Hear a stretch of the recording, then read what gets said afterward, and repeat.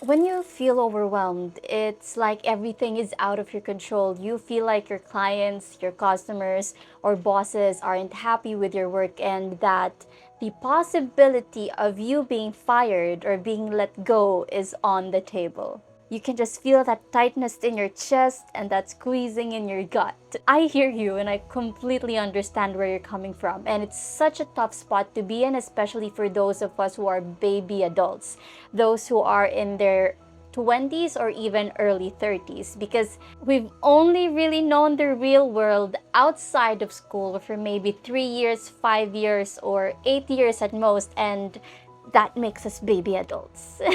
So, being in these situations where our livelihood is on the line can really feel overwhelming because it's new for most of us.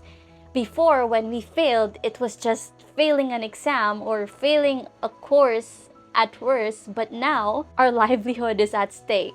And like, let's be real here, your confidence as an adult, as a baby adult, is also so highly dependent on your income source, if you have a job, if you're actually earning something. And so it's just not our bills, it's not just our apartment that's at stake. It's not just our car that is at stake, but what's more at stake is our confidence in ourselves, and that is such a key factor when trying to navigate the world as a baby adult. And being overwhelmed takes away all of our confidence in ourselves. Being overwhelmed gives us insecurities. Being overwhelmed gives us imposter syndrome, and all these negative thoughts just spiral in. So, what do you do when you feel overwhelmed?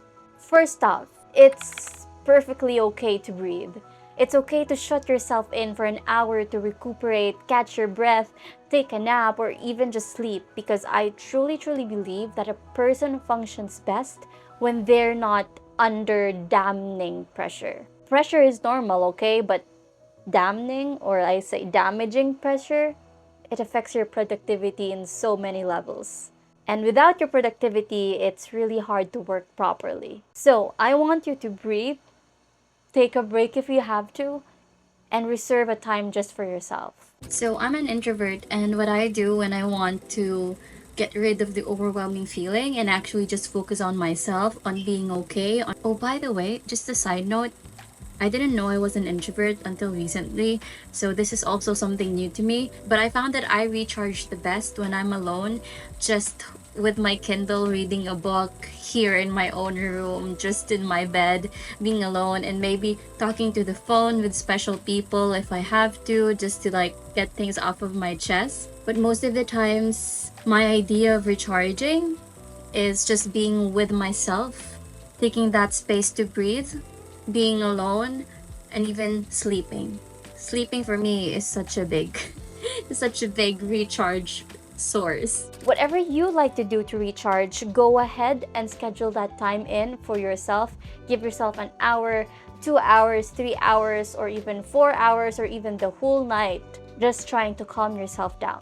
That's perfectly okay. The second thing to do is to not focus on the problem itself, but rather create action points to get to that goal. Okay, so your client wants this and that within a few weeks, or else they'll fire you or let you go. Instead of focusing that, oh no, I'm gonna lose my client, oh no, I won't hit my income goals, focus on this. Hey, hold up. I want you to actually grab a piece of paper and a pen and actually write this down. What do they want? Below that, I want you to list down all the possible actionable steps you can do to get there. So say I'm a video editor and my client says we need to hit 10 of thousands of views by the end of the month, or I'll have no choice but to terminate our contract. So instead of feeling overwhelmed with the numbers, I wrote down my client's goals. Then I wrote down the actionable steps that I can take. So one action step that I wrote is 3xing the amount of videos that we upload every week. Upload short form videos 3 times a day just to hit that 10 of thousands of views. Upload 3 long forms per week. So these are just examples of actionable things that I did to reach my clients' goals. Because in reality, how many people view the video is entirely out of my control, but how many videos I can release for them and deliver to them is within my control. Focus on what you need to do in the present instead of stressing over what you might lose. Third thing is to be willing to let things go. Girl, what's meant for you will stay with you. If you know that you've given it your all and you've put up a good fight and you're still not able to provide value to them anymore, then maybe you're just not in the right place to make the most impact. And that's okay. Just because you can't help this one client doesn't mean that you're not good enough.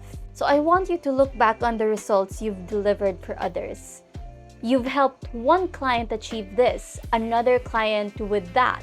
Now, imagine how much more helpful you'll be to someone who truly needs the skill set that you have. Just because you're not a match with this employer or this client or this opportunity doesn't mean that you're not going to match with anyone else or anything else. So how can you be okay with letting things go? This is how I do it. First off, ask yourself this question. What's the worst thing that can happen? Think about it. I want you to allow yourself to confront your thoughts. Also, think about what doors might open if that worst case scenario happens. Because maybe, and a lot of times, it's a blessing in disguise. So, for example, I might lose this one client. Because this door closed, I have an opportunity to look at the other door, and what if this client actually values my work more and pays me more? And that's a true story, by the way. That happened to me. Writing down the worst possible scenarios that can happen and what opportunities it can open for you will help you see the situation more clearly. Next thing, I want you to write down what is the best thing that could happen if you actually succeed. What will it look like? What will it give you? Confidence, a new skill, the favor of your boss, your client, or a powerful person. The fourth thing to do is to take action.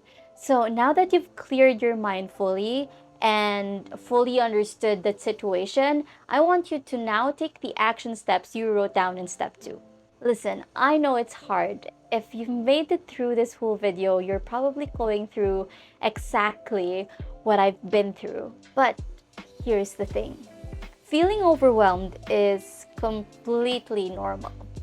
No one in this world has ever escaped the feeling of being overwhelmed. Layla Hermosi, a millionaire CEO, she is very open about this. Layla talks about how even she faces moments up until now where new problems arise and she has no clue how to solve them, and she runs a $1 million business. So the key here is to just always do your best in every situation and to be wise and smart about it. And to know that feeling overwhelmed is something that you're gonna be continuously facing your whole life. And being overwhelmed is one indicator that you're growing. Being overwhelmed is one indicator that you're trying. Being overwhelmed is an indicator that you're stepping out of your comfort zone. So, take action, but also take care of yourself, even when you're overwhelmed.